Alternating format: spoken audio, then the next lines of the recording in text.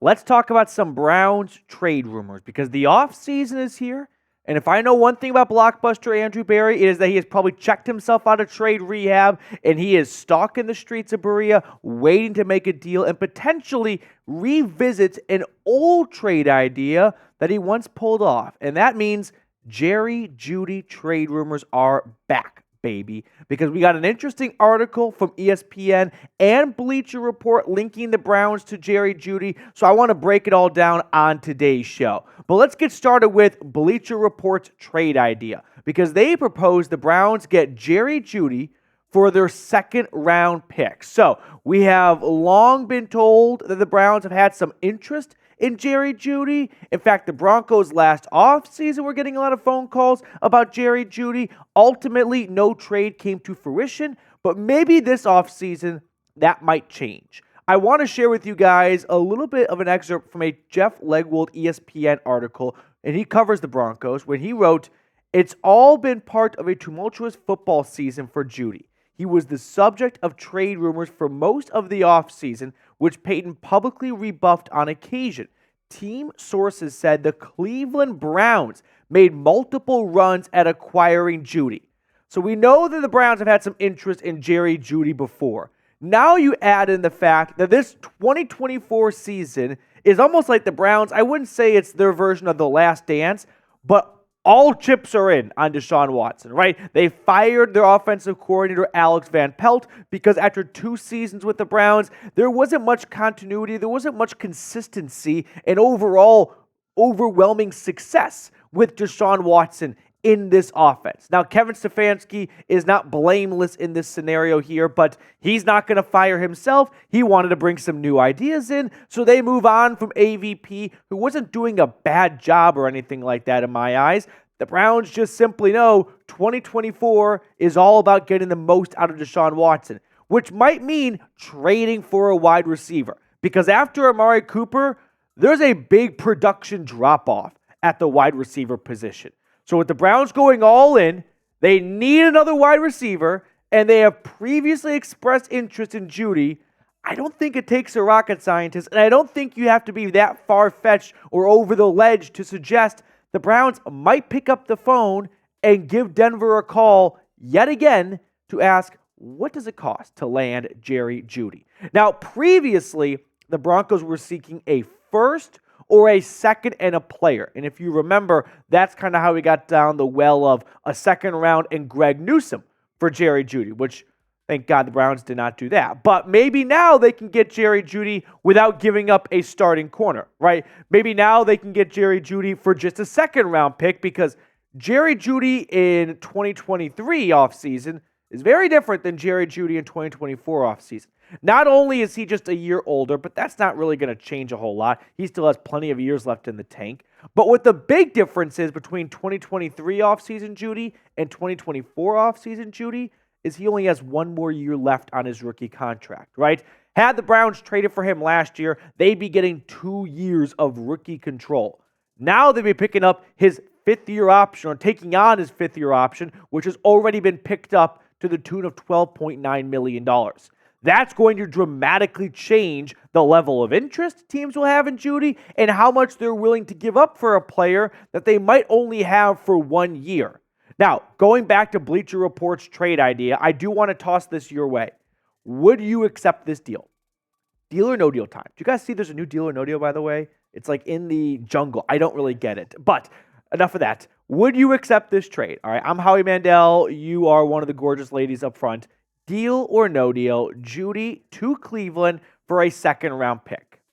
This would be, in my eyes, a major gamble by Andrew Berry. Not only are you just moving on from a second-round pick, but I think it goes a little bit deeper than that. If it does not work out, let's say you trade for Jerry Jeudy and you don't get what you were hoping to get out of him, right? Maybe it's a 700-yard, 3-4 touchdown season. Nothing that's going to blow you away. Nothing that's going to make you inspired to re-sign him. Well, let's run through the ramifications of if it does not work out. Not only are you just out a second rounder, but teams go out on second rounders often. Like, that's not going to make or break a franchise, 1 second round pick. But you also spent $13 million on Jerry Jeudy. That's his fully guaranteed contract. You're already in the red for cap space in 2024. So you have to make even more moves and make some more openings to take on Judy's contract.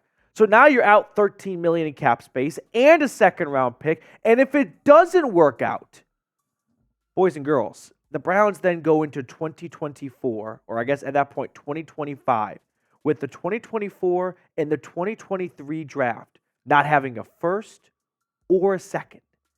That's a long time to not have a first or a second round pick. And if you have a Super Bowl to show for it, cool. You're the Rams and you kind of get by.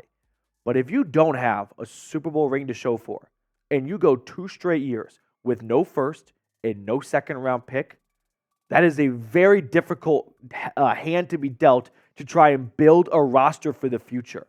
I think draft picks are not overrated, but overvalued by fans. We always think that first round picks are going to be lock Pro Bowl players. And just go back to like 3 or 4 drafts and look how many guys are just not even starters anymore out of the first round. But still, 2 straight years of no first and no second round pick because you moved on from your second for Elijah Moore and then Jerry Jeudy and then both first for Watson. If you make this trade and you're Andrew Berry and it does not work out, you have really dug yourself a deep roster hole that's going to be very difficult to get out of because now you got to hit on a bunch of 3rd, 4th, 5th, and 6th rounders, and those have much lower hit percentages than 1st and 2nd rounders.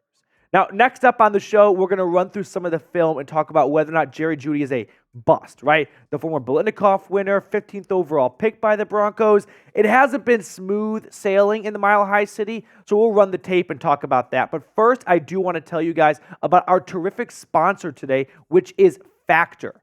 Get started on your New Year's resolutions with Factor today because with Factor, you can get some of the best meals delivered right to your door without having to break the bank in the process. Forget frantic lunch preps and rush dinners. Factor's 2-minute meals are your secret weapon in the new year. Fuel up fast with restaurant-quality meals all delivered right to your door. Maybe you need a special occasion meal. Well, Gourmet Plus is the perfect solution if you're looking for fast, upscale options done easily. Make sure to head to factormeals.com/BrownsChat50 and use code BrownsChat50 to get 50% off. Once again, that's code BrownsChat50 at factormeals.com/BrownsChat50 to get 50% off. Now, because I love you guys so much, I put all that information in the comments and description of today's video. So check them out and get the best 2-minute meal out there thanks to Factor. Now, let's run through some of the tape from the Broncos this year. In yellow is Jerry Jeudy, and in red is where the pass from Russell Wilson ended up going. And if you look at the tape here, I've got Jeudy one-on-one at the bottom of the screen with about 3 yards of separation. And then in the middle of the field, I've got a covered tight end running a seam route with 2 lurking tight ends. Like, there is plenty to blame to go around for the Denver Broncos' offensive woes the last couple of years, and Jerry Jeudy is not blameless, but don't you think this is a good opportunity for Russell Wilson to go to his star up-and-coming wide receiver instead of trying to thread the needle over the middle of the field to a tight end that doesn't have a whole lot of separation? Okay, let's move on to another play here. This one's an interesting play because you look at the 2 options. Red is where the ball goes, and yellow is Jeudy. And both players look the same amount of open or covered, right? Neither guy's got much more separation than the other.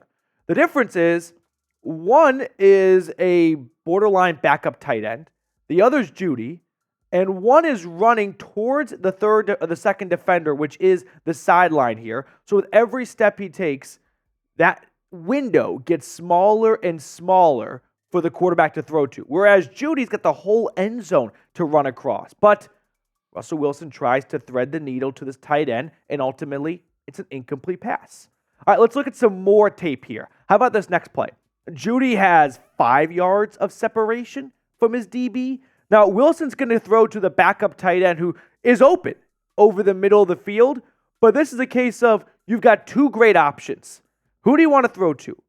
The first-round pick out of Alabama or the 2022 UDFA tight end? I'm just going to go on a limb here and say Jeudy probably has a higher upside in this situation. So not all of Judy's statistical lows are solely his fault. I think Jeudy could be a great in-betweener, right? Amari Cooper is an extremely well-rounded receiver, but he doesn't have that incredible burst that Jerry Jeudy has, right? That's why Jerry Jeudy was a first-round pick, because he has incredible speed right off the bat, right? The moment that ball is snapped, his quickness is second to none. And then you pair Elijah Moore into this offense, who's got incredible speed as well off the bat. But Judy's just got, I wouldn't say better hands, but maybe a better catch radius than Elijah Moore. So I think Jerry Jeudy could fit very nicely between Amari Cooper and Elijah Moore's skill sets. Now, Jeudy, like I said a moment ago, is not blameless for why he has been somewhat underwhelming through 4 seasons in Denver, right? He has a case of the drops. You can look here at the Chargers game, and you can see that ball is going through his hands, and he's got about 2 yards to go until he gets to the sideline. Now, on this play, Russell Wilson didn't do Jeudy too many favors. Jeudy was wide open. Russell Wilson wasn't throwing the most accurate pass, and he sort of led Jeudy out of bounds. And had Jeudy caught this, he would have gone out at about the 5-yard line when he easily could have scored a touchdown with a better pass. But still, this has to be a catch, right? If the worst case scenario here is that Jerry Jeudy goes out at the 5 instead of a touchdown, so be it. But Jeudy has to catch this ball. How about this next play from the Chargers game? Jeudy does catch this ball. He actually does get his hands on it. And despite having about a yard to a yard and a half of separation until the white chalk, he does not get 2 feet in bounds. So Jeudy is not completely, completely not to blame for his issues so far in the NFL. He does not mesh well with Russell Wilson's style of quarterback play, right? Russ back in Seattle, he loved the moon ball shot, right? He loved just throwing it a mile high and having it fall into the waiting hands of Doug Baldwin or Tyler Lockett. Jerry Jeudy's not that style of receiver. But Jerry Jeudy in Cleveland, I think, would pair much better with Deshaun Watson, whereas Russell Wilson loves to hold on to the ball forever and ever and ever and do a whole bunch of fun impromptu plays. And Watson does do that from time to time as well. He likes to extend plays, but Deshaun Watson is much better in structure than Russell Wilson is. And I think Jeudy would thrive better in an offense where there is more structure to the play, right? It's 3-step drop, and we're going to throw it to you because you're going to break your man right off the snap. Whereas Russell Wilson goes, how about I run around for 10 seconds and then I chuck it deep? And that worked for a little bit in Seattle, but it's not working in Denver, and that's not really what Jeudy does best as a receiver. Now, Jeudy does need to work, as we just saw, on his body control and his hands. For him being in the NFL for 4 years at this point, the drops are simply unacceptable at this rate of his career. But I do think Jeudy in another offense with a different style quarterback could actually completely turn his career around. Now, will the Browns trade for a wide receiver? Do you think Cleveland is going to make a big splashy trade for a wide receiver, whether it's Jerry Jeudy or someone else? Let me know down below in the comment section. Now, let's wrap up today's show with off-season mode, pick a card time. It is Friday, which means usually we have a bit of a lighter crew at the office, so I was able to convince Jake Chipper to come film this video with me, which means Chip gets to pick his first card of the 2024 offseason. Chip, you feel good. You're looking like you are a confident man. I am. I'm confident. First one of this offseason. Gotta start off hot. Give me 7 of clubs. 7 of clubs. 7 of clubs. I'm going to go with the 3 of diamonds. 3 of diamonds. I don't like that. You ready? Yep. I think I said this yesterday. Queen of spades. Oh, it's always face, Queen of spades. Or maybe that won like a few days ago. I can't remember now. It won one. So if you've picked Queen of Spades, you are 2-0 this offseason. That's going to do it for us on this edition of the Cleveland Browns Report. We'll sign off and let you guys enjoy the rest of your weekend.